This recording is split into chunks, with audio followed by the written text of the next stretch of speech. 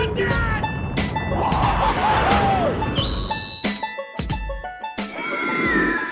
up, cappers, gamblers, punters, hustlers, low-baggers? Happy Tuesday evening to all of you. Thank you for watching Sportsbook Review. This is Betting with the Bag. We have a packed show. We have a play-of-the-day video from Noli Knows. We have Maxwell Smart joining us shortly to break down this NCAA basketball card. Shout out to all the cappers in the chat. Vinny Cornell, Reese, Take It Easy, Bama Boy, Deer Slayer Ski, Mississippi Kid.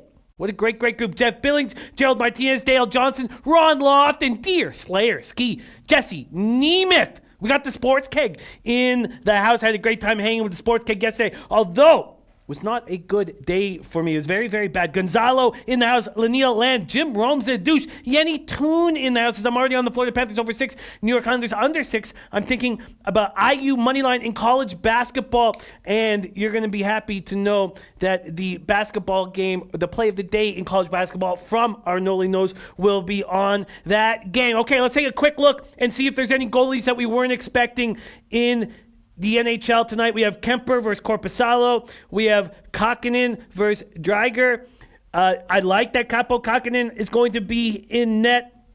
He made his NHL debut last Tuesday. I'm on the Panthers -1. We're going to look at market moves quickly, but we got to be very tight. There's Nasty Nate in the house. Rayan Hyder, Silver Malco, Canadian Capper 72, Ryan Cartwright in the house. Dog Bride, Baseball Bob. Nice to see Baseball Bob. Haven't had enough Baseball Bob lately.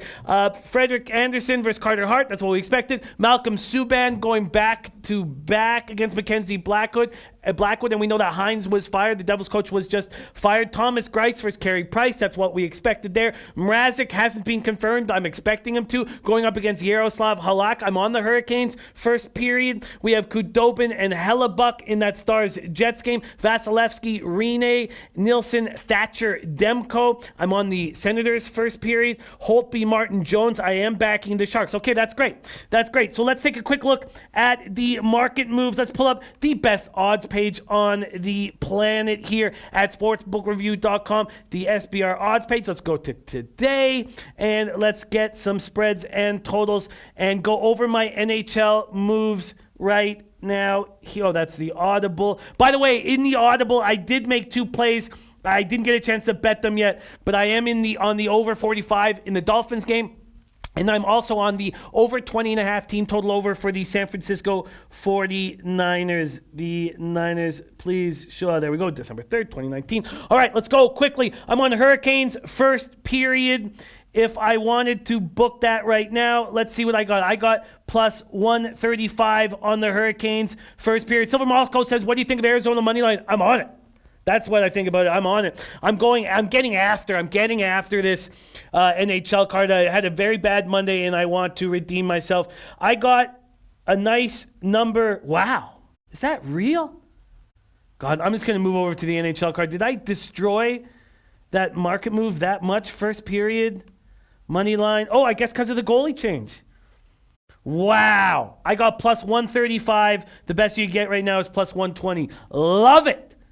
Love it. I'm on the under 6 in Islanders, Canadians. Let's get a quick look at what market moves happened there. Islanders, Canadians, under 6.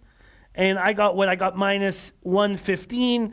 The best I could get right now is minus 120. Great. Beat that by 5 cents. Price has to step up. The Canadians are playing terrible. I know that people like to take overs with a defensive team. Islanders' best defensive team in the NHL in the second half of a back-to-back. I just don't feel like that's going to be here. Baseball Bob says liking Tampa Bay tonight. I don't dislike Tampa Bay, but I'm high on the Predators, and truly, if you didn't make future, maybe I can understand that pause, but I think there's a ton of value on the Predators' futures. They're going to make moves. They're going to figure out what to do with Kyle Turris. They're going to get another centerman if Turris is shit. I'm surprised he's become this bad of a hockey player. Okay, I'm on the Panthers -1. I got the money line at minus 122. Let's see what the money line would be right now on the Florida Panthers. You can get a minus 123, so whatever, I beat that by a cent. I'm on the -1 line at plus 131. Okay, let's move on. Knights Devils, I'm off. Hines was fired. I still don't want to back the Devils. I still don't want to do it. Yenny Toon says, would you take Hurricanes full game? Not at this number. No, you need to be richly rewarded when you take a road team, especially against the number one team in the Eastern Conference right now. So, no, I wouldn't at this number. I would not do that. J.D. Grimm says no Dragic tonight. I'm on the Raps as well, but we're going to get to that very soon. Okay, quickly, I took the Flyers at plus 105. If I wanted them right now, the Philadelphia Flyers, the best I could get is plus 105. Still there. Still sitting there. Look. If you're going to give me a plus line on the Flyers at home against the Leaf squad that's 6-8-0 on the road, sure, they've won 4 or 5 with Sheldon Keefe. I don't care. I love the way the Flyers are playing. Give me the Flyers at home at a pick 'em. I got the Coyotes at minus 101. Let's see what you could get them right now. Now, the Flyers and the Coyotes were additions. I did not bet them in the morning. They were additions that I made during the show. Let's take a quick look at what I'd be getting for the Arizona Coyotes right now. And, wow, there's a plus number on the board at Pinnacle, plus 102. It's a simple play. You take Zach Werenski out of this team's lineup, I'm going to fade him. Zach Werenski is so important. You're going to play Seth Jones for 30 minutes? Oh, man, what if Seth Jones takes a penalty? And this Blue Jackets team is not scoring. Lightning Predators, I'm off of it. I'm very curious. I will be watching it. Stars Jets, I'm off of it. I want to be rewarded again if I take a road team. And if Stars were favored, Stars got up to minus 120. They're back down to about minus 112 to minus 117. Not applicable says Florida money line sounds good. Says Flyers risky. I am not concerned. Okay, let's keep rolling along here. Senators first period at plus 143. I took that. If you wanted that right now, Senators first period, you would, wow. God, that feels good. I got plus 143. The best you get right now is plus 130 at UWager. All right, let's keep rolling. I took the Sharks at plus 110. Let's see what the Sharks are full game. I think this is a spot where the Sharks are going to see how good they are. I got plus 110. Can't get that now. Best you could get is plus 103. Great stuff. Beating market moves all over the place and not one move going against me. I like it. All right, that's the NHL card. Let's move on to my NBA card. Remember, Illwise was on the Wizards team total under, and that was a move that was championed by Junior Brown. I did not make a move on it. Maybe I should have. I'm on the Raptors. I got the Raptors minus 4.5. Minus 4.5 at minus 105. Right now, there is a 4.5. 4.5 at Bookmaker, but it's mine. Oh, and William Hill at minus 110. All right. I'm on the Raptors, minus 4.5. Love that Dragic is out. Love the way the Heat have struggled against very good teams. Jin Rummy is on the Jets, plus 110. Habs, minus 116. Preds under 6.5 at plus 100. Anti-Master says, what are your top 2 NHL plays tonight? And Jet Billings, loving Sharks first period and full game, both money line. I like it. Let me take a look. Let me just get through basketball quickly. Raptors minus 4.5, minus 105. I'm on the Mavericks minus 4 at minus 102. There are no 4s available. All 4.5s and 2 5s at Heritage and Provider. That makes me feel good. I'm staying off Rockets Spurs, so I can understand if you're on the Rockets. I took the Nuggets minus 2 at minus 108. There is a 2 at minus 110 at Bovada. A 2 at minus 115 at William Hill and UWager, but beat that by a little bit. And then I took the Clippers first half at minus 5. Teddy Covers is on the Blazers full game. That made me a little uncomfortable. I still pulled the trigger and bet it. Let's see what I'd get right now if I took the Clippers. It's still minus 5 at minus 113, so there's been no market move there. That is my NBA action. There's Mark Made. Man, nice to see you in the house. Run Loft and loving the Raps with no Dragic. And JP liking the Islanders and Winnipeg tonight. And Anthony Mastinardi says, thanks, man. I'm loving the Raptors and Lakers tonight, going against everyone taking, and going against everyone and taking the Lakers. There's PRC Publicist. Great to see you again, my friend. And Non-Public says, Sharks suck, a fade team for me. Watch them win the division for Jeff Billings and I at plus 2,000. Okay, what is my favorite 2 plays in NHL? Oh, Astute Chaos added plays. I'm going to take a look at those and copy and paste them. What's my favorite 2 plays on this card? Well, the Panthers at minus 1 I like. The Panthers at minus 1 I like a lot. My favorite 2 plays on the card. My favorite 2 plays on the card would be Panthers minus 1 and the Philadelphia Flyers, I think, at home at a plus line. Jeff Billings says, love Rockets first half, full game. Harden double-doubles. Westbrook over and assisted rebounds. Love the Clippers first half and full game. Intervention says 50 college games. Let's get there. Yes, let's get there right now. Let me just quickly copy and paste Astute Chaos's action. Thank you for sharing that with us, Astute Chaos. And why don't we get into this NCAA basketball card by going to our very own Noli Knows, giving us a play of the day. Love our guy, Noli Knows. Let's give it a shot. Let's hear what he's on. Let's start with our Noli Knows. Take it away, Rafa, my man. What's going on? It's your man, Noli Knows. There's a game I'm looking at that I see a large edge on, so I decided to make a video. I want to thank Jimmy for allowing me to share this with everyone. That being said, I'll jump right into it. I'm looking at Florida State at Indiana. Indiana's been looking good. They're scoring 86.4 points per game, and they're averaging 51.4% field goal percentage from inside the arc. But I believe those are a bit misleading, being that they've only played one team in the top 175. Here they face a much tougher challenge facing FSU that's only given up 35.8% from field goal percentage inside the arc. But also misleading facts over here is what I believe led to this number being inflated. And that's going to be the points per game for Florida State as well. I see 76 points per game, and that's a bit high from what I understand this team to be. Their over-unders is 4-4 this year, and the 4 overs have come against mid-major opponents. Each one of those games, they were at least a 17.5 point favorite. And in that 4-game span, they averaged 90.3 points per game. That is by no means an indication of what this offense can do. To me, I look more so at what they did against the major conferences, against Pittsburgh, Florida, Tennessee, and Purdue, where they only averaged 61.8 points per game. Their defense only gave up 57.8 points per game. Now, one of those games reached over 124 points. I believe there's a big discrepancy in this number. I feel being that FSU's team's strength is their defense, and their length at every position is going to cause fits for this Indiana team when they try to attack the rim.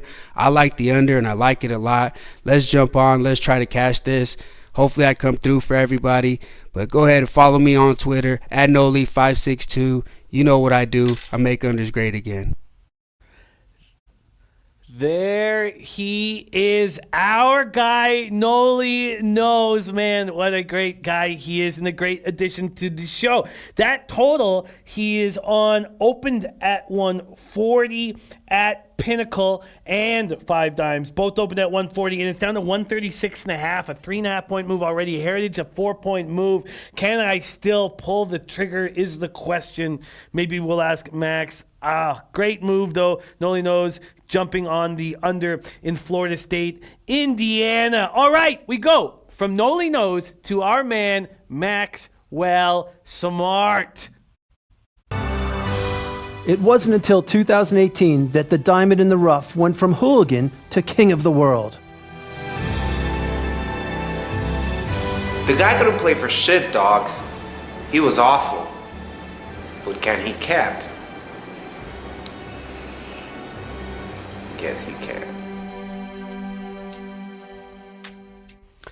Maxwell Smart, my man. Happy Tuesday evening to you. How are you doing?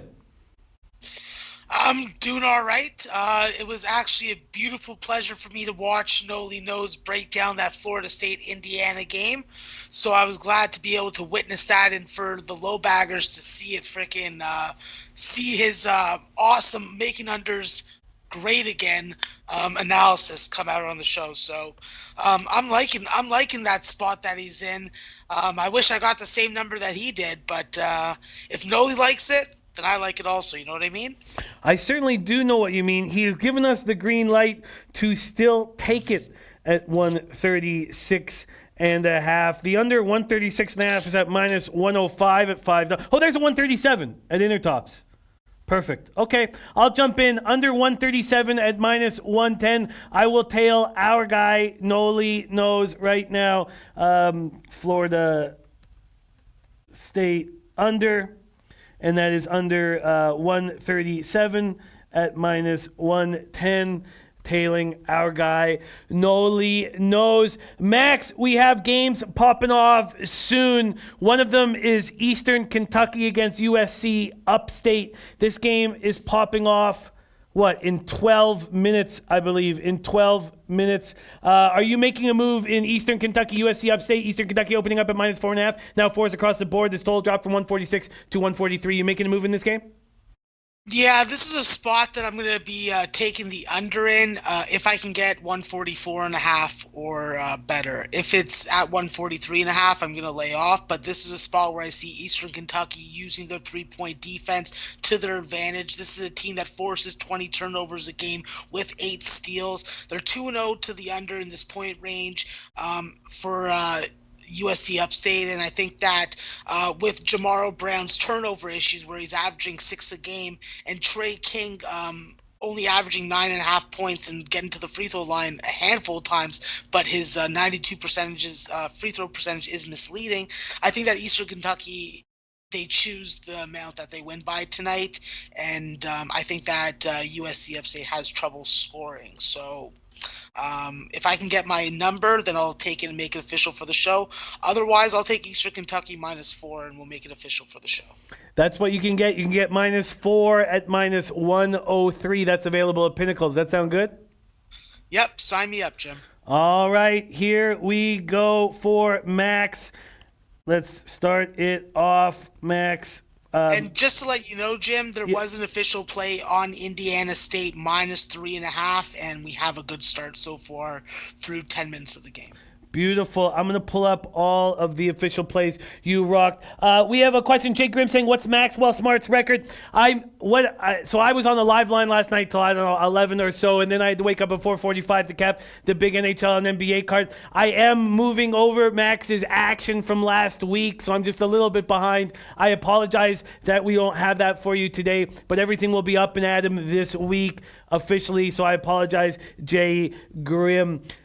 For me not having that available for you. It was just, I was gone all last week and I'm trying to catch up there. That's why that's not up. But moving forward, that's paramount, and it's what Pete and I always wanted, was the transparency and the honesty in the picks that are given out on the show. So I apologize, Jay Grimm, but know that will be a part of our show for the rest of the season, and it means a lot to us. Indiana State up 13-2, and that was a look that Max already jumped on. Let's go to Max's action right now. Going over to Max. Again, follow Maxwell Smart so you can get ahead of these market moves at Maxwell Smart 420.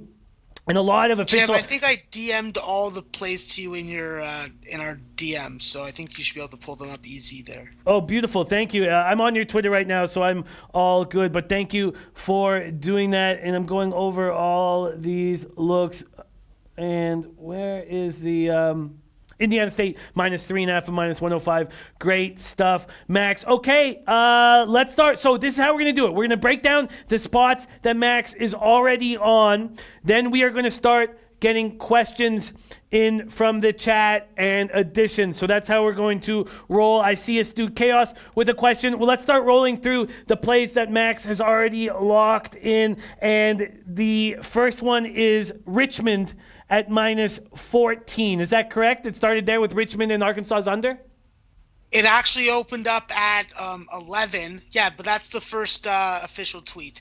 It opened up at 11, and then the news came out that Jermaine Morrow broke his thumb. He's going to be out for 3 to 4 weeks, jumped to 14. When I saw that article, I jumped right on it, and that's my simple spot for this game. Grant Golden, he's a game-time decision. If he comes back, that gives Richmond a good front court option aside from our fellow Canadian Nathan Kao. But I do think that Nick Sherrard and Jacob Gilliard and the emergence of Blake Francis have a great game tonight. I think that they smash Hampton, and I think that Hampton still needs to adjust to playing without Morrow, because Morrow played in their last game. He put up a decent stat line, but he was playing with a broken thumb. They thought it was just sprained. They didn't think that it was completely fractured, but obviously he did more damage to it playing in the game, and that's why I took Richmond. So I'm on the -14. Richmond at -14 is Max's first look from plays that he tweeted out. He also tweeted out the under 143 in Arkansas. Let's find this spot on this giant card.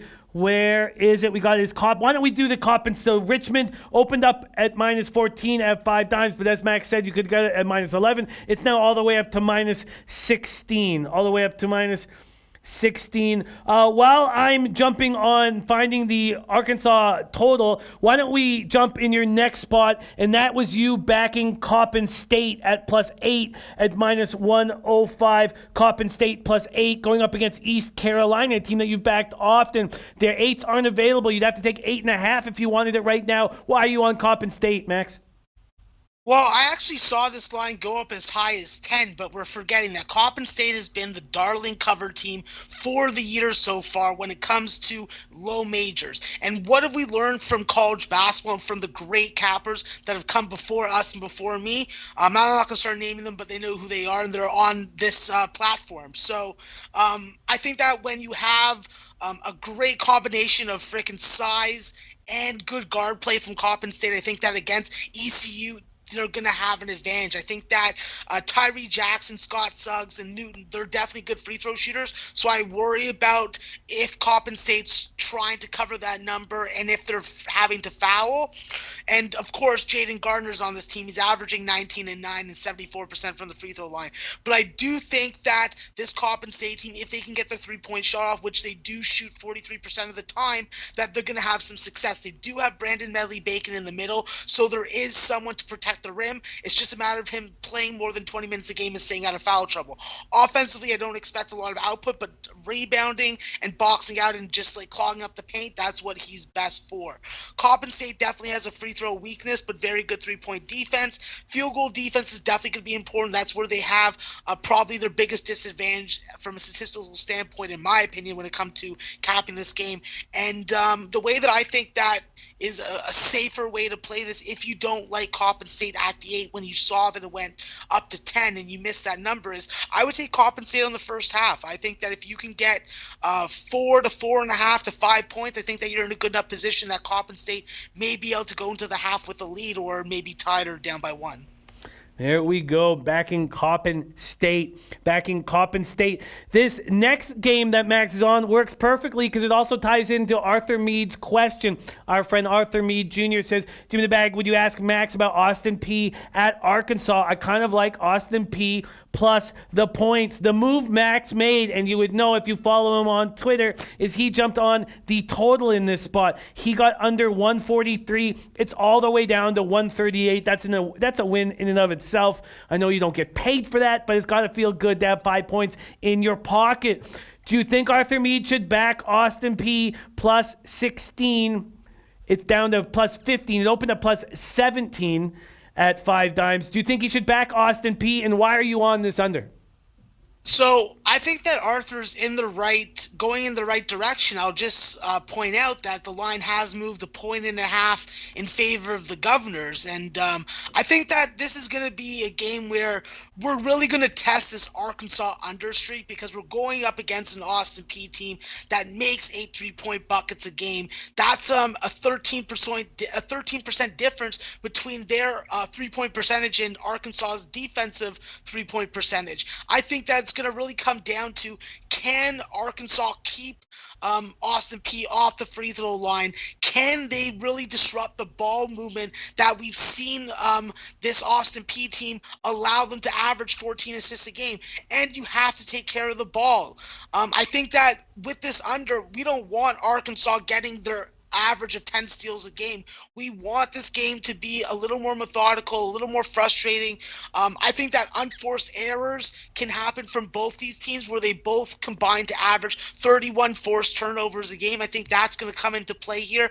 And of course, we have to keep on pointing out Arkansas's very good 3-point defense. They're very bad 3-point shooting. And I think that if Arkansas is able to get their pace and they're able to use their depth against Austin Peay and the emergence of Jordan Adams Adams to go along with Terry Taylor, I think that we're going to be able to stay on this under. I think that the best way for Austin Peay to win this game is to focus on getting shots close to the rim, taking opportunities to penetrate the paint, and it's just a matter of will we see it happen or not. I think Arkansas gets off to a fast start, but I do think that when you take a double-digit dog in the 15 to 19-point range, you always have backdoor coverability, and in the second half, that's what I'd rather have. So I agree with you on the full game, but on Arkansas first half, I'd be looking for them on the spread, and obviously I'm on the under, and I'm happy about the line movement, but I'm still apprehensive about it because it's only a matter of time before the streak ends. I just want to be able to rack up as many units as I can before that happens. Absolutely. There you have it. Next, Max look is on Bethune Cookman at +1 at -105. Bethune Cookman is now the favorite in this contest against Stetson.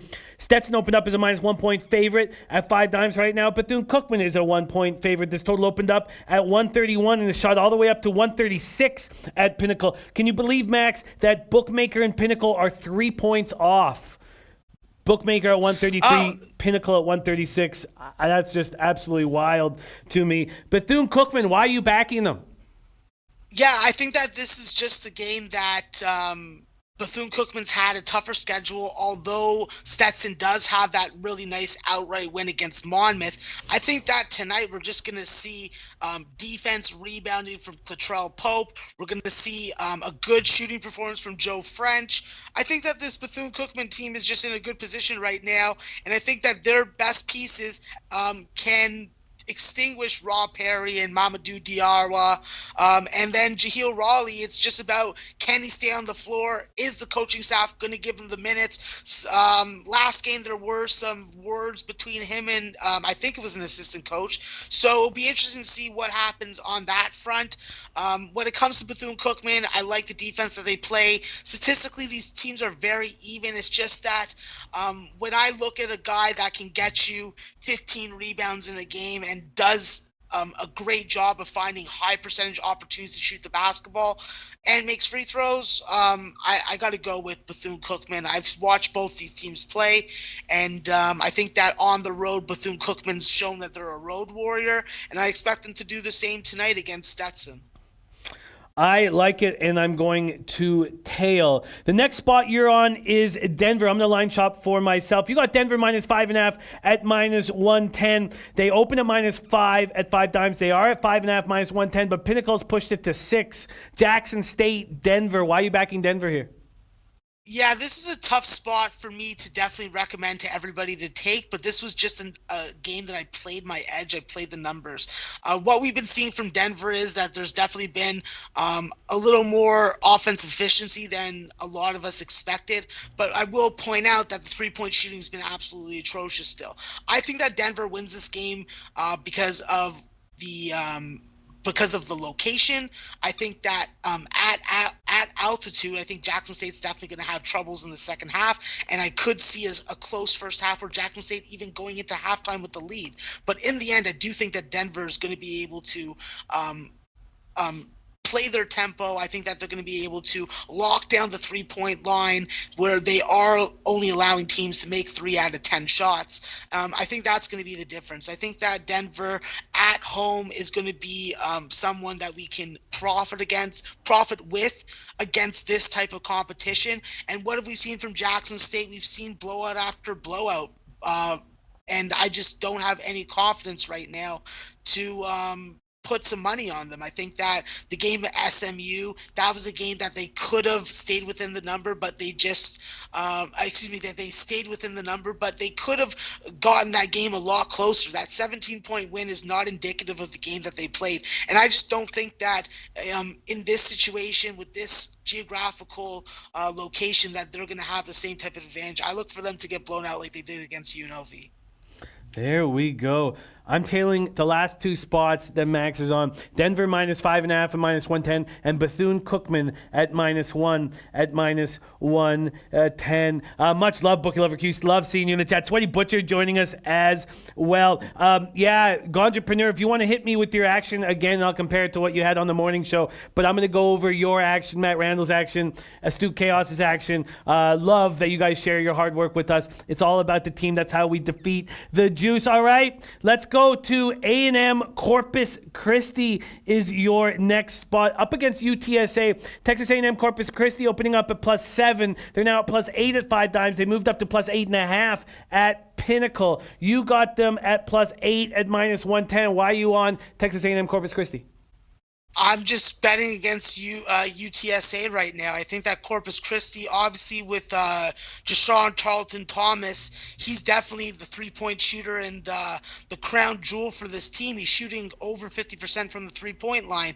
And I think it's going to come down to what we get out of the point guard position with Miles Smith. I think that Miles Smith, coming off a really nice game, and this Texas A&M Corpus Christi playing quite well over the last couple games. They are on a 3-game winning streak. I do think that they have a good shot to win this game tonight, but I don't expect them to do so, and I haven't put any kind of money bet on the money line. I think that we've seen Corpus Christi really shoot the free throw well. They're at 70%. They're shooting the three-point shot over 40%. They're playing good three-point defense. This is a team that wins on the glass. And against a team like UTSA, we've seen a depletion of offensive production from Keaton Wallace. We've seen no emergence of any big man to support Brian Fronin. And I think that it just puts a lot more pressure on Javon Jackson. That allows defenses that have good perimeter defense to narrow in on him and stop him from getting to where he wants. As far as I'm concerned, until UTSA beats me, I was very high on them in the preseason. Now, obviously, I've changed my tune. And until they beat me on the spread, I'm not going to lay 7 or 8 points with them. And when I got them at 8, I was very happy. Beautiful. Great breakdown there. We've just had the action brought in by Sean Williams, and it correlates with Kyle Fergus. Kyle Fergus on Butler +1. Sean Williams on Butler +1.5. He's also on Bethune Cookman, which makes me feel good. He's on William and Marietta Pick'em and Arizona State -1. That's from our guy, Sean Williams in the house. All right. Next spot that you jumped on is Sam Houston State -3 at -110, as well as the under -141. Sam Houston State going up against Texas Rio Grande Valley TRGV. Sam Houston State opening up at -3. They're now -6 at 5 dimes. And I don't have the total up right now, but I will bring it up. Why are you on the under as well as Sam Houston State? Yeah, this Sam Houston State team, definitely different from last year. They're probably not going to rack off 17 ATS wins in a row for us, but I do think tonight this was a spot. That's why I jumped it on it when it was at 3, and we can see now that it's at 6 or 5.5, depending on what book you're at. Sam Houston State, 82% from the free throw line, 40% from the three-point line. They play good three-point defense. They lock down on the perimeter when it comes to field goal defense. I think that against UT Rio Grande Valley, they have that kind of advantage offensively. And I think also without Jaron Levy for UT Rio Grande Valley, you lose your point guard, you lose your best distributor. I think that is having an effect on this team, and we've seen with their recent results. They are on a 4-game losing streak with their only win coming against a D2 school, against Texas Indianapolis. But I do think tonight, Sam Houston State's got to be the spot. I love Kai Mitchell in the middle. I love RJ Smith and Zach Nuttall. They both do a good job of scoring, getting to their spots. It's just a matter of them playing enough minutes. This is a Sam Houston State team that can go 10 or 11 guys deep if they choose to. I think that Sam Houston State, this is their game to lose. I think that they are willing to play to the pace that UT Rio Grande Valley is going to want to play in. That's their only way of staying in the game. I don't think that this is a complete blowout, but I do think that even at 6, I think that you are obviously taking the ass end of the line. We are losing value from a long-term perspective, but this is a game where I had Sam Houston State winning close by 10 points. Wow. Still liking it at this spot. All right, I'm adding to the list of Max's action that he's already locked in, which you would know if you follow this man on Twitter at Maxwell Smart 420. Great capper, great follow. There's John Garcia in the house. Nice to have you, John Garcia. Barry Block ready to go. Says Max has the brain capacity I lack when it comes to college basketball. I blame the weed, says Barry Block. Okay, and there's Low in the house. The team is coming together. Okay, the next look Max is on is Western Kentucky -1 at -115. Western Kentucky. Let's pull them up right now, and they are going up against Wright State. Wow. Wright State opens up at -1.5. Now Western Kentucky is a 3.5-point favorite. Great work, Max, getting on Western Kentucky at -1, now -3.5. Why are you backing Western Kentucky here? So with Western Kentucky, they got a lot of weapons. You know, they can do a whole bunch of different things. We've seen Charles Bassey really assert himself over the last couple of games, demanding the ball, getting his offensive touches, and allowing the offense run through him first. That's the way that he should be playing. He's a perennial double-double guy. He's going to give you a couple blocks a game. He's going to protect the rim. He is an NBA prospect. It's a fabulous occasion when we can watch him play basketball up against these collegiate players. I think that obviously with Carson Williams and Cameron Justice, you have some really nice Horizon League transfer scorers coming in. It's going to be important for them to get up, but let's not forget about Jared Savage and Tavion Hollingsworth and Jordan Rawls. These are guys that give Western Kentucky a lot of offensive firepower, give them a lot of depth. I think that tonight we have to take into consideration that we don't know the status of Ludin Love for Wright State. That is what decided me to get on this Western Kentucky game. I think that without the big man in the middle for Wright State, I think that's a major hindrance on what they do defensively.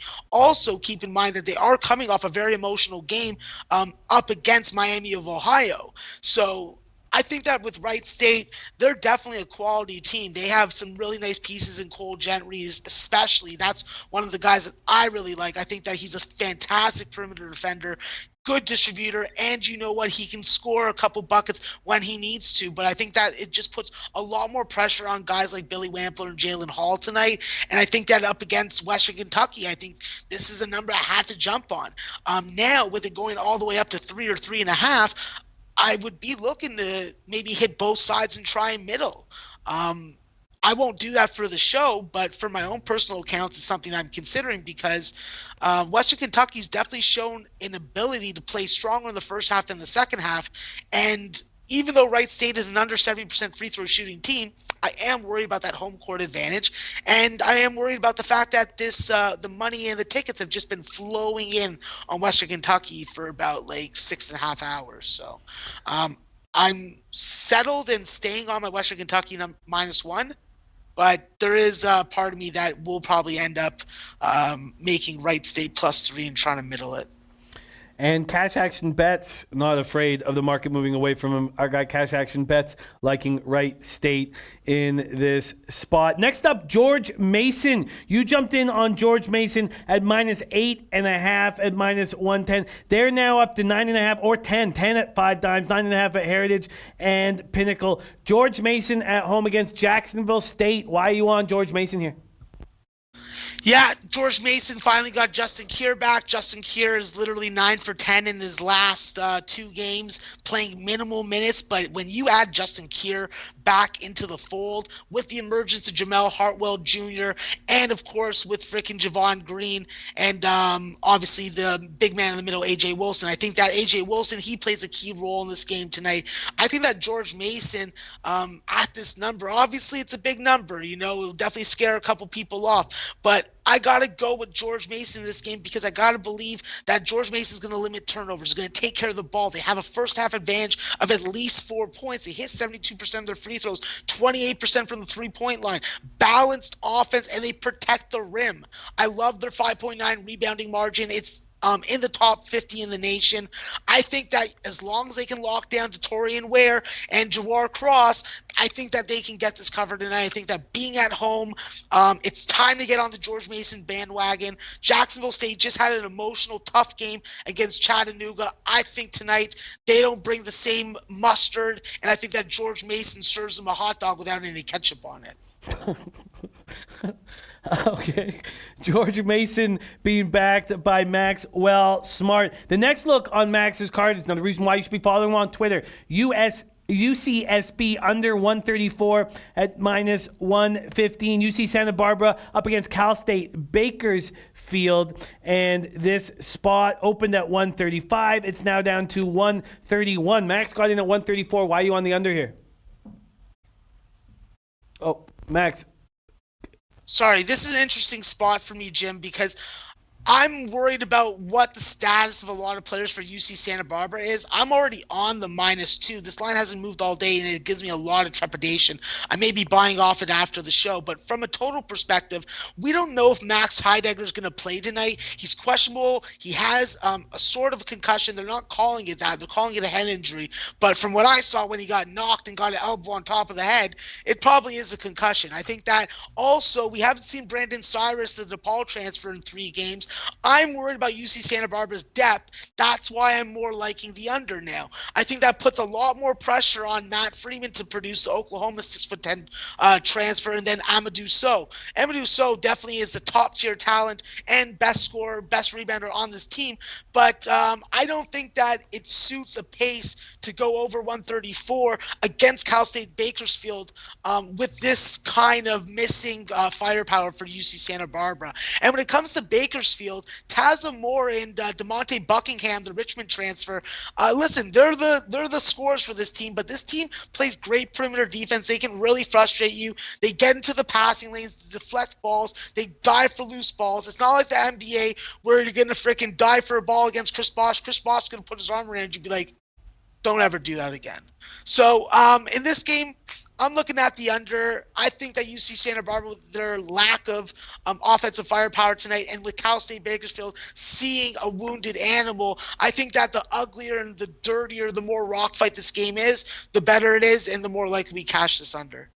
And those are the plays that Max sent in on Twitter, official betting with the bag plays. Eastern Kentucky -4. Oh, I haven't added Indiana State. So let me add, I'll add Indiana State. Indiana State -3.5. Arkansas under 143. Richmond -14. Coppin State +8. Bethune Cookman +1. Denver -5.5. Texas A&M Corpus Christi at +8. Sam Houston State -3 and the under 141. Western Kentucky -1. George Mason -8.5. UCSB under 134. I tailed Noli Nose Florida State under. I got that at 137. And I tailed 2 of Max's looks. Bethune Cookman at -1 and Denver -5.5. Okay, now we come to the point where we start hearing Max's additions. I have been copying pasting all the questions and we will get to them, but let's start hammering Max's additions. What's the first addition on your card, Max? Oh, Max, you're on mute, my friend. Let's go over to this Cincinnati game, Jim. Cincinnati versus Vermont. This is a spot where simply I'm going to take Cincinnati. I understand that this is a spot that Vermont should definitely get up for, but there are some roster personnel issues. Shenungu, he's out still for Vermont. Steph Smith, he's a game time decision. Daniel Giddens, he's not going to play in the line. He's not going to play tonight either, even though it really hasn't mattered what his contribution's been. But I think that with this Vermont team, they're in a serious shooting slump. We've seen it over and over again.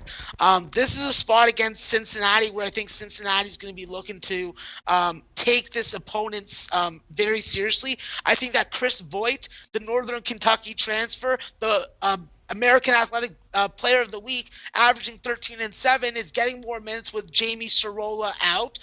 Both these teams are shooting under 70% from the free throw line.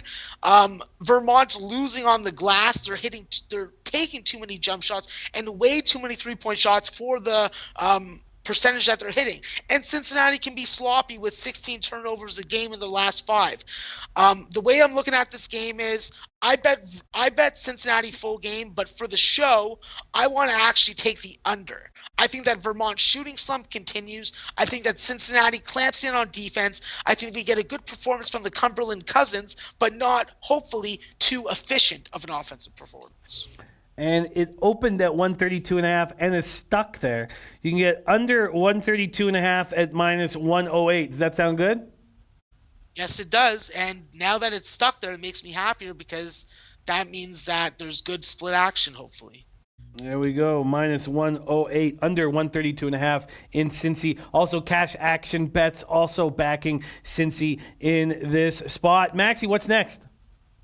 Okay, so we're going to go to the St. John's game because it starts off in 13 minutes. I'm going to make this real short and sweet. Rasheem Dunn, Cleveland State transfer, is in the lineup, averaging 12 points per game, but committing 2 turnovers a game. St. John's, to my estimations, have a first half advantage of about 10 points. They're shooting the ball way better than St. Peter's. The 3-point defense has been on par. Definitely have to worry about the free throw shooting, but they are getting through there a bunch of times. As long as it's not LJ Figueroa and Josh Roberts, I think that we're good. St. John's wins on the glass, keep the turnovers down. Neither team is 3-point prolific, and all you got to do is shut down Doug Eddard and Matt Lee for St. Peter's. I think St. John's on the first half is the play to make. What number can you give me, Jim? Let's grab it right now. St. John's as a big favorite. That's what you want? I want St. John's as a first half favorite, please. Okay, sorry. Let me grab that right now. Here we go. I can give you St. John's full game. They're 20.5. Pinnacle hanging a 20. First half, you can get St. John's at minus 12. St. John's minus 12. No, I'll have to pass on it. Let's go full game instead. Give me the 20 full game, please. Full game, absolutely. Here we go. St. John's full game. You are getting a minus 20 at minus 107 at Pinnacle. St. John's full game, and it is locked in for you, Max. What's next on the board, man? All right, so we're going to go to this Iowa-Syracuse game, and this is a game where I'm looking at Iowa on the first half. I think that they have a 3 to 5 point advantage. Both teams shoot a lot of free throws. Iowa's doing good on the offensive glass at +8. They have good distribution with Jordan Bohannon and Connor McCaffrey. I think that tonight we see Iowa be able to expose and take advantage of Syracuse's lack of freaking perimeter scoring. I think that obviously Elijah Hughes, that's the guy that's going to score the ball. Buddy Boeheim and Joe Girard are going to have a problem tonight with the defense, with the tempo that Iowa's going to play. I look for Iowa to definitely make some 3-point shots against Syracuse, but I also look for Syracuse to make a lot of threes also. They've been hitting some threes. They've been allowing a bunch also. I do have a lean to the over in this game, but I did get scared off the number. But the play that I'm going to make, and I'm going to make official for the show, is Iowa first half, if I can get 2.5 or better, please, Jim. All right, let's find out what we can give you here in this Iowa-Syracuse game. Is there a 2.5 for Max? There is a 2.5. You can get plus 2.5. It's available. It's widely available. Only Pinnacle at 2. Plus 2.5 at minus 110. How's that sound? Yes, please. I'll take it. All right. Iowa first half for Max. Iowa first half at plus 2.5 at minus 110. What's next, Maxie? All right, this is a spot that I'm a little worried about, but when I saw that the great Noli Knows Master Jedi Vunders was on it, I was a little more confident, and I'm ready to make it official for the show. I'm taking Boston College and Northwestern under 129 if I can get it. What number are you seeing right now, Jim, for that game? Grabbing it right now. Oh, sorry, I'm on first half. Let me go to full game. It's up to 132. Here we go, Boston College. Northwestern, yes, 132.5 at BetOnline. 132.5 at BetOnline. That's the only half I see. Yeah, this is a game where simply I think that Northwestern definitely wants to slow the pace down. I think that Boston College is going to have a little bit of offensive efficiency issues. I think that Northwestern definitely shoots good free throws, so does Boston College. I'm worried about that, but I do think that the defenses will come to game today. They will be able to shut each other down. I think this turns into a real ugly game, and I don't see this game going over 125. So if I can get 132.5, that's 7.5 points of value. value based on my created line. Plus, Noli knows likes it. Plus, there's a couple other metrics that I'm not going to bring up right now that agree with the play. So let's make it official. Let's go under 132.5 in Northwestern Boston College. And you have got it. Northwestern Boston College under 132.5 at -105. Max is rolling. What's next, Max? All right, we're going to go to one of my favorite teams in college basketball, America. American. Saeed Nelson owes me a motherfucking game. That guy literally coughed away an underdog money line ticket against Albany on the weekend. He went 4 for 16. Bad decisions with the basketball, bad turnovers, shaky free throw shooting. Back at home, within the confines, John Brand's going to have him ready to go. Maybe he got him a BJ from one of those independent pipe fixers, hopefully, because he needed one after the performance that he had. I think tonight, Saeed Nelson comes back with a vengeance. I think that Jameer Harris gives you a full 40 minutes, and I think that Jacob Bunyasith finally gets enough fucking shot attempts that he puts up a 20-something point game. Shooting fantastic from the field right now. I'm waiting for him to break out a little more. This is an American team with a free throw advantage. They aren't getting the volume. They got to get to the free throw line more often. It's going to be pretty much better shooting versus better defense tonight. American with their offense, UMBC with their defense. UMBC missing my fellow short person, Darnell Rogers, and his 14 points per game, but it didn't hurt them against Drexel when they won by 25 at home. I think that UMBC, we have to keep in mind that they are an under team, but they shoot a hell of a lot of three-point shots. And they don't make a lot of free throws, but they don't go to the free throw line a lot. So if you can guard the three-point line, which I believe America can, I think that we're going to have a good opportunity to cover this 3.5 points. I only will take it by 3.5 points. I will not take the 4 because I do believe that there is revenge for UMBC in this game. I think that if you can get American -2 or better on the first half, I would advocate taking that also. But for show record purposes, I'm going to give American 40 minutes to cover this 3.5 points, and they goddamn better do so. Otherwise, they're getting a rotten chicken in the mail. A rotten chicken in the mail from Max. And there you have, there's Teddy B in the house. Love seeing Teddy B joining us. American University -3.5 at -105 for Max. Cash action bets on it as well. I will tail that as well. I'm tailing that right now, Max. Anything else on your card? I got a bunch on my card, but I really want to give enough time for questions on such a big card. Let me just run through. Maybe I'll just actually list off a couple picks and not really break them down if that is more agreeable to you, Jim. What do you think I should do? No, we love hearing your breakdowns. So maybe just tighten up the breakdown, but I'd prefer to hear why you're on a certain play. I think the chat enjoys that as well. All right. So let's go to this Dartmouth-Georgia State game. Forgive me, I'm going to read off my notes a little bit just because for time purposes so I don't rant. This Dartmouth team definitely is three-point oriented, making 9 a game. Half their shots are coming from that line. They got to get to the free throw line more. They are having efficiency issues. James Foy and Chris Knight and Ian Sestera have all been in mini slumps at different times during the season. But they are led by one of my fellow Canadians from Orangeville Prep, Markham, Ontario, Aaron Ray. Aaron Ray has come on the scene. He's 6'6". He's averaging double digits. He's giving Dartmouth that kick in the ass that Brendan Barry would have given, but he's injured and out for the year. Georgia State, they're no slouch, you know. They reloaded. They got Corey Allen, the Detroit University transfer. He's averaging 15 points a game. Go along with Kane Williams, but the problem is with these 4 double-digit scores for Georgia State that they have, none of them hit over 70% from the line. Free throw shooting issues always stops me from getting on a favorite. Georgia State definitely has a three-point edge, but they shoot low volume. They shoot high percentage shots. That's where Dartmouth's going to have a little bit of trouble stopping them. 9 steals a game for Georgia State, +3 on the offensive glass, so they're getting second chance opportunities. And I think tonight this is a spot where we can get the over. I do understand that it has moved a little bit up to 135, up from the 134 that I got, but I still say take the 135. I think that this game goes over. I think that Dartmouth does just enough to help it.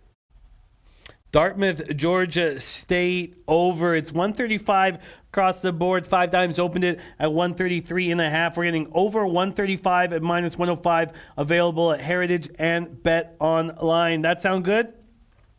Yep, that sounds good. Dartmouth over 135 at minus 105. I will be tailing that play as well. Copy and paste.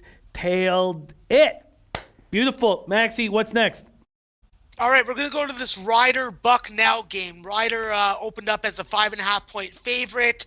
This is a spot where I think that defense will be crucial for Ryder. You have to be strong on the glass. You have to avoid going to the free throw line because Stevie Jordan's your only good free throw shooter.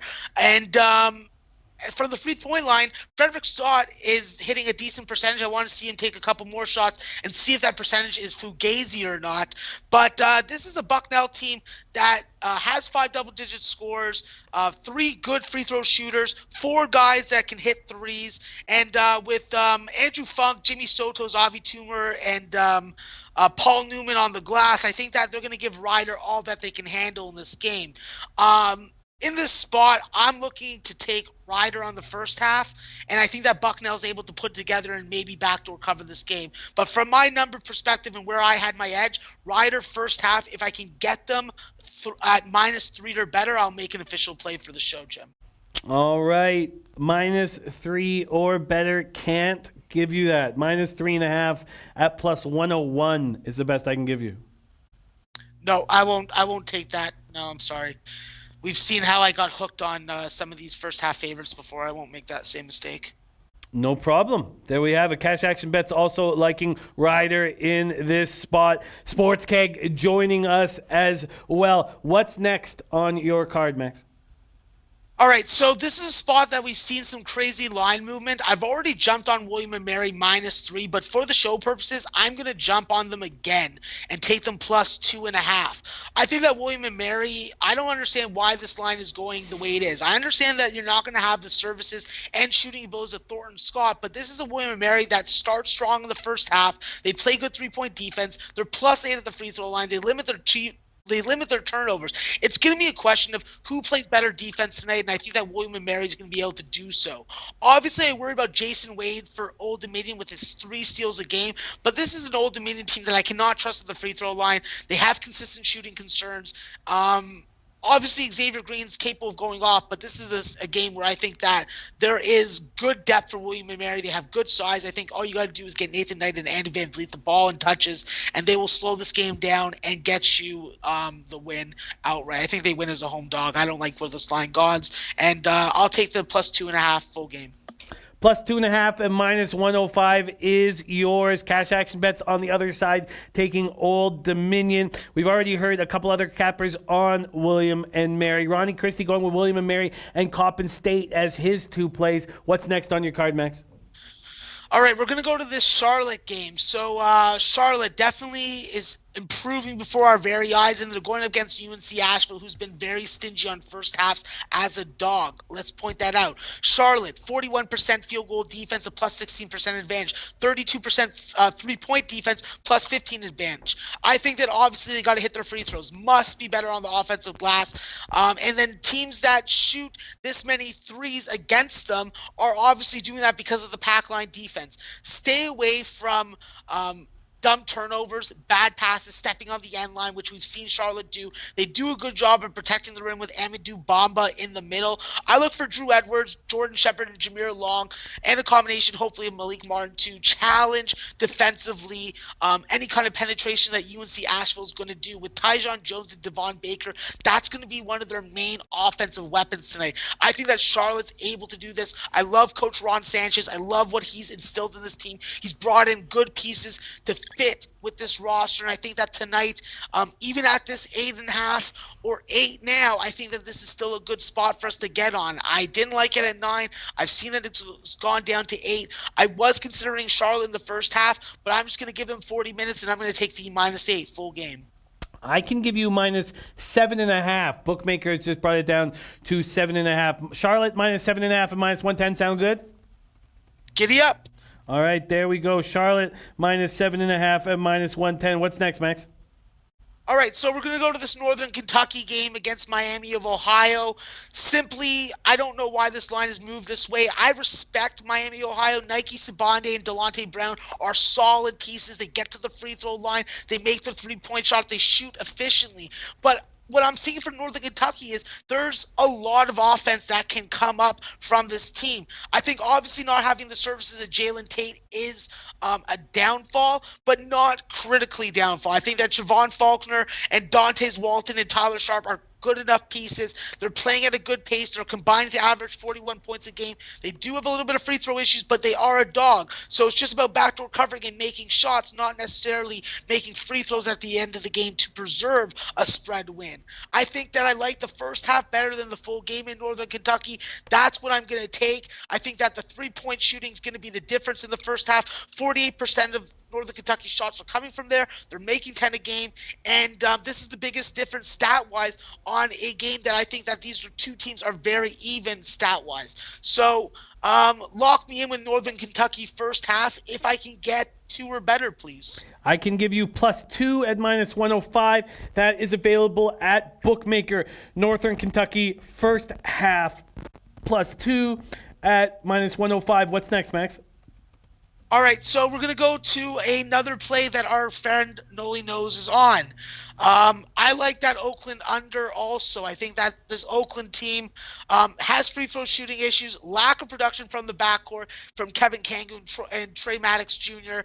That is not going to do it against Western Michigan, who can throw Michael Flowers at you. And Michael Flowers gets into foul trouble or becomes too reliant on the three. You still have Brandon Johnson, who's averaging 14 points and 7 rebounds. He hits 74% of their free throws. Michael Flowers hits 86% of their free throws. This game has Western Michigan home dog written all over to me.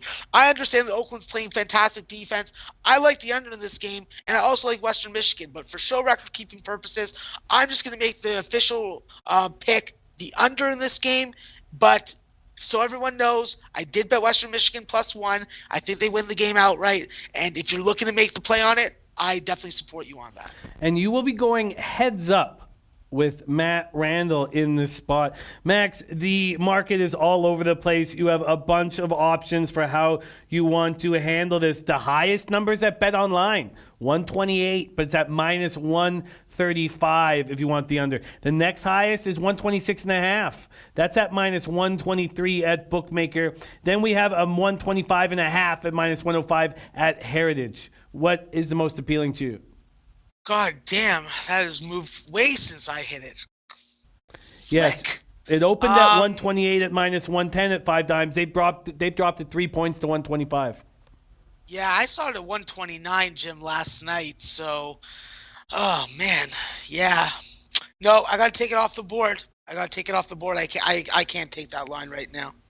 And staying off of it. Matt Randall saying, going heads up, bro. Matt Randall in the chat. I love it. Matt Randall, thank you for joining us, my guy, Matt Randall. Okay, what is next, Max? Is there something else that you want to add to your card tonight?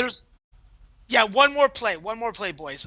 This is a small dog. Listen, I love FDU. I love Fairleigh Dickinson, but I got to go against them tonight. I got to say, listen, we keep on forgetting that Xavier Malone-Key wasn't in the lineup. Jahlil Jenkins was in the lineup. Now Malone-Key's back in the lineup, but where's Jahlil Jenkins? I can't find any goddamn injury info on him. I don't know if he's going to play tonight, but FDU has shown me that they are not the same quality of team without having Darryl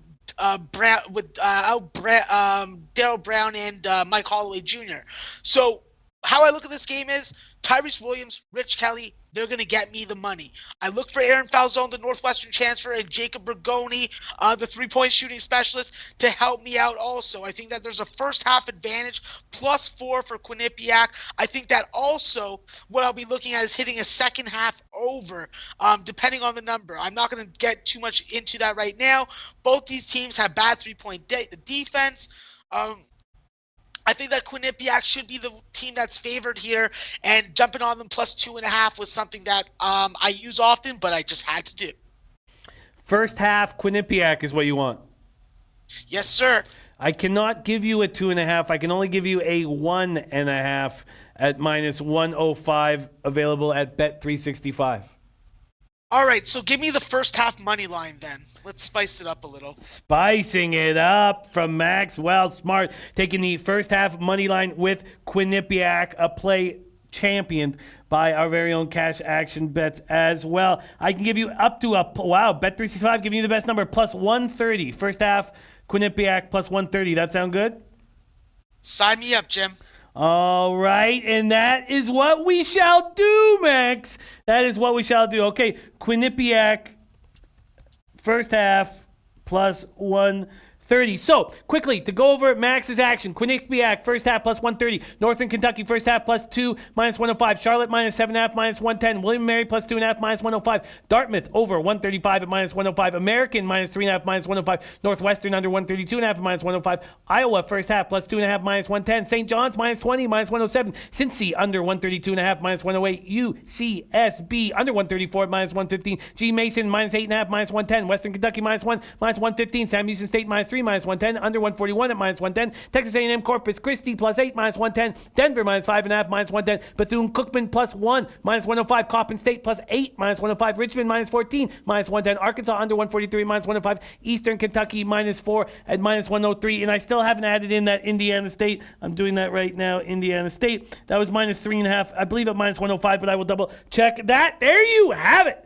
There you have it, Dark Kent. I copied and pasted your question. Let's start going through these questions for my man Max right now. Okay, first up is Astute Chaos says, does Max have a look on the total in Memphis? Let's move over to it. Full game total here at Sportsbook. I can tell you, Jim, I don't. You don't? Okay, no look on the over. Sorry about that, Astute Chaos. I just like the side. Like the side. And did you have a move? What's your side? Did you lock in an official play on that? I didn't lock in an official play, but I do like Bradley. If you can get plus 13.5 or better, I think that this is a good step-up game for them, and I think that you get a good signature performance from Bradley tonight. I don't think that they win the game, but I do think that they do give Memphis a nice test that they probably underestimate them. Next question comes in from our Ron Loft and says, if there's time, could you get Max's thoughts on ASU San Fran? Let's take a look at what we are dealing with. Arizona State opening up at -1. It's now still -1 at 5 dimes. It's a pick 'em at Bookmaker and Pinnacle. This total opened up at 154. Is now at 153.5. And we know that Sean Williams is on Arizona State -1. How are you hammering this one, Max? Yeah, I definitely I'm having trouble with the side on this game. I think that it's going to be a real tough matchup for Remy Martin to have Charles Minlin and Jamuri Boya on his ass in his hip pocket the whole game. And then also at the center spot, Romello White versus Jimbo Lull is a very interesting matchup. Jimbo Lull is definitely asserting himself a lot more this year. That was indicative in his 24-10 performance against Hawaii in a loss. How I'm looking at this game from a total is pretty simple. I thought that after the Virginia game, Arizona State would get a little hanky-panky and the offense would come out and have a freaking bachelor party. But they fucked the dog, and it wasn't pretty. And they only put up 67 points and barely survived against Princeton. Tonight, they're going up against San Francisco. I think San Francisco and Arizona State are going to run.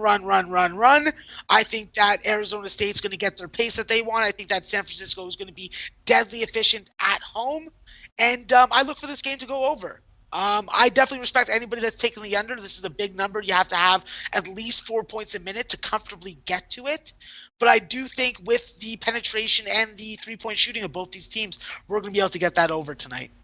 Did you want to make that an official play? Yeah, let's make it official, Jim. All right. San Francisco loves to play overs. All right, we are taking an over with the Dons here on the late game. Let's get it right now. The over, I can give you over 153.5. Is there 153? No, 153.5 at -110 is the best I can give you. Let's lock that in right now. Here we go under Quinnipiac first half. You are on the San Fran over 153.5 at minus 110. Consider that locked. Maxie, let's keep rolling through these questions as fast as possible. Steve Priest says New Mexico State went through 5.5. Teddy Covers said take UTEP, and the market moving against Teddy Covers. What do you think about this UTEP New Mexico State spot, Max? Yeah, I agree with Teddy. It's a UTEP or pass for me. Obviously, New Mexico State had that really good performance. Then we saw them play in a championship game against George Mason and get smacked around like a silly doll. The injury issue definitely has an effect. You're missing your point guard, A.J. Harris. You're missing Clayton Henry. Both of them aren't returning at least for another week or two. I think tonight we get a really good performance from UTEP. I think that obviously this is a rivalry game. This is a game that they have to worry about New Mexico State playing with revenge. But at this number, I think this is a one-possession game either way for each team. I think as long as Bryson Williams stays on the floor, I think as long as Drew Edwards hits some three-point shots and Sully Baum gives the continued production that we've been seeing from him, I think that UTEP is able to stay within this number. Could win the game outright. Next stop, Gary Wyatt says, have you went over Ole Miss versus Butler? Just got on the chat. There's a lot of back and forth on this spot. Yeah, this is a pure pass for me, Jim. Pure pass from Ole Miss Butler. Next up, Prince of the City says, can you ask if Michigan can continue to shock the world? Everybody wants to talk about this game. Louisville, Michigan, number 1 versus number 4. Who do you like here, Max? Yeah, it's going to be real interesting for Michigan tonight because how are they going to play against a pack line defense for Louisville? Louisville's definitely going to want to push them out to the perimeter. It's going to put a lot of pressure on Franz Wagner to be able to hit some jump shots. But when you have an experienced floor general like Xavier Simpson, nothing is impossible. I am really surprised by the efficiency of this Michigan team. I think that any team with a number 1 in front of them is susceptible to losing with that number 1. I think that the only way to play this game is Michigan at the number. I wish I would have got 6.5. It does trouble me that everybody's on a different side of this game. I like the over in this game, and I think that if you want to play it safe, I would take Michigan first half. I have a little trouble taking them full game.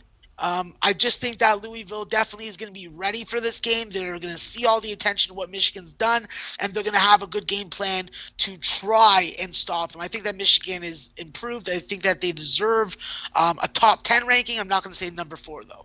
2 more questions, and then we'll get into the play of the day. Next question comes in from Dark Kent, wondering about Belmont Lipscomb.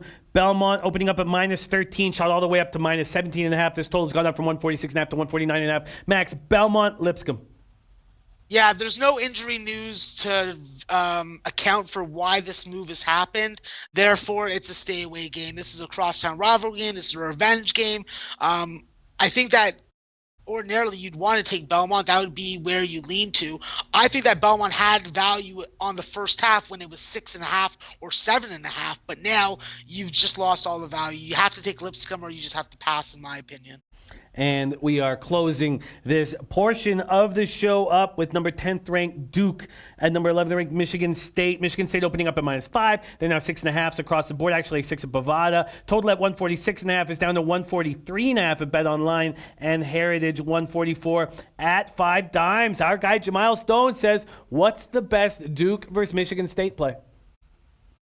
Listen, this is a tough game. I don't really want to bet this game. I haven't bet this game. I probably won't bet this game. But I will tell you that I have looked at this game. I tried to break it down. I tried to find a spot to play, but I have no edge. How I look at this game is, how does Duke come out without Cassius Stanley? Cassius Stanley was one of their most improved, efficient offensive performers in the backcourt. It puts a lot more pressure on Trey Jones. It puts a lot more pressure on these big boys in the front court with Vernon Carey.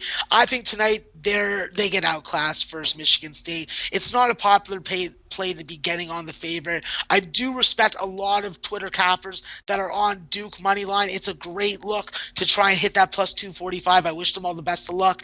I just don't see it. I think that Michigan State lost a big high profile game. I don't think that they lose the second one.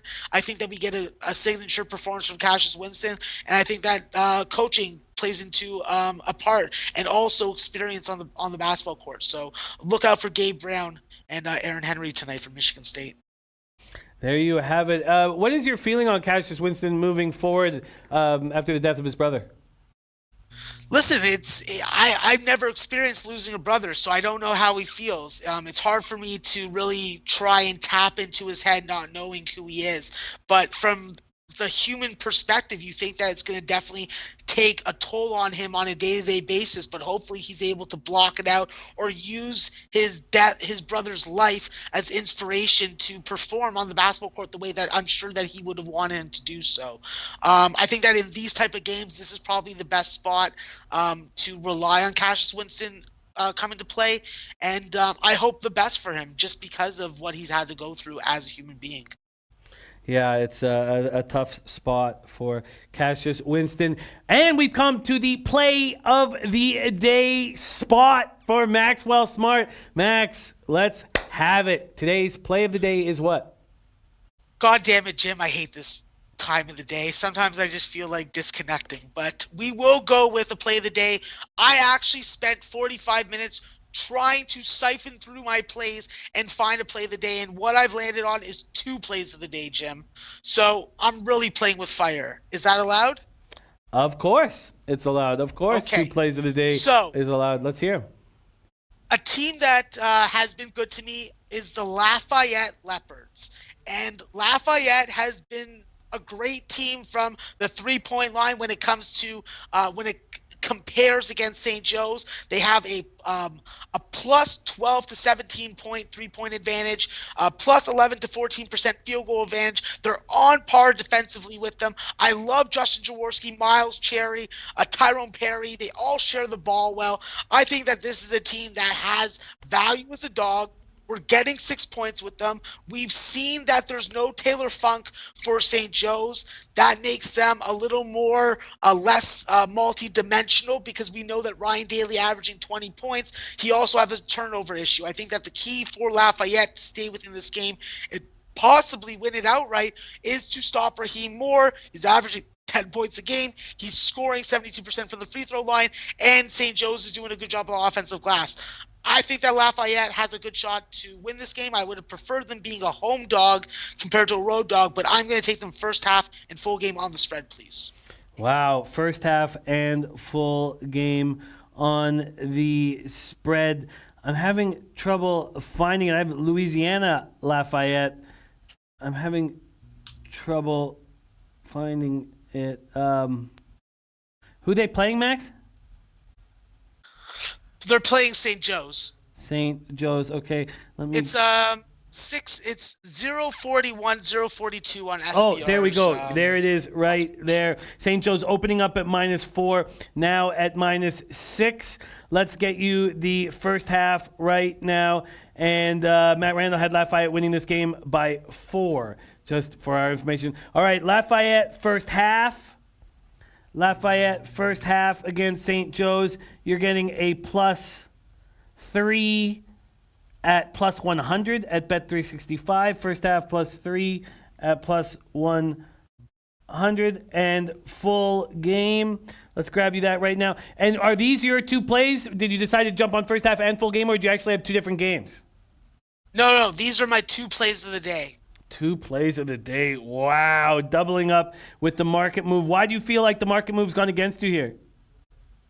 I have no idea why it's moved against me. I'm literally going off what I've watched a handful of games of both these teams. I have created lines that favor and have an edge to both spots. And from what I've seen of Lafayette, this is a team that really knows how to stay in a game. And hopefully they don't forget that tonight for us. There you have it, the play of the day. Princess C says St. Joe's coach went to high school with me and was my college roommate. A Philly team I will fade, of course. Oh, Princess C, I love it. Shaft says St. Joe's is bad, though. St. Joe's is bad, though. Shaft says everyone is on Lafayette like Furman yesterday. Kind of scares me. Cash Action also on Lafayette. I will tail both plays of the day. Lafayette first half +3. Oh, God, I got to get these bets in very fast, 10 minutes before tip-off. Okay, Max, what a treat it is to roll with you. Thank you for sharing all your hard work. I need a night tonight, Max. I need it very, very, very badly. Would you please do me... Oh, follow Max on Twitter, at MaxwellSmart420. Would you please do me the tremendous honor of introducing Freddie Fortune? Absolutely, Jim. It's always a pleasure to be here with you and my fellow low baggers. I'm always proud to be able to come out of the chat and come onto the screen with my ugly mug to let you hear what I got to say about college basketball. And without further ado, it's obviously the time you guys all been waiting for. Forget college basketball. Forget picks and winners. We got this guy. His name's Freddie. His last name's Fortune. He's here for you guys.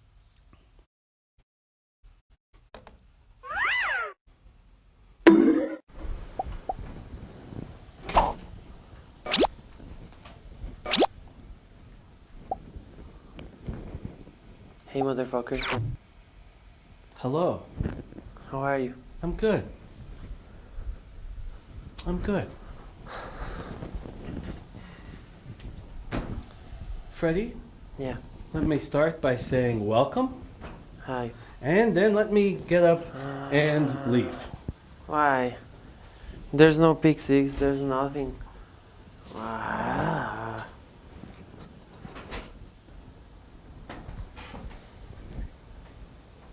This is always the worst part of my life. I don't even want to be here. It's because Jimmy is my friend, and that's it. Wow, this job sucks. Well, my play from yesterday won.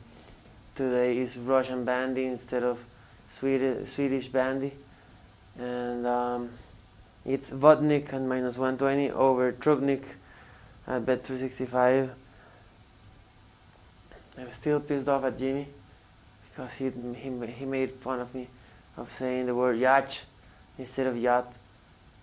But I learned from my mistakes. Jimmy will learn from his mistakes. I will fuck you up, Jimmy.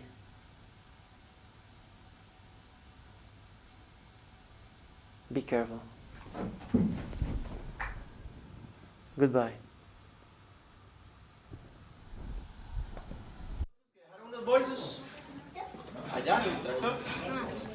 Leche, a Los Bookmakers.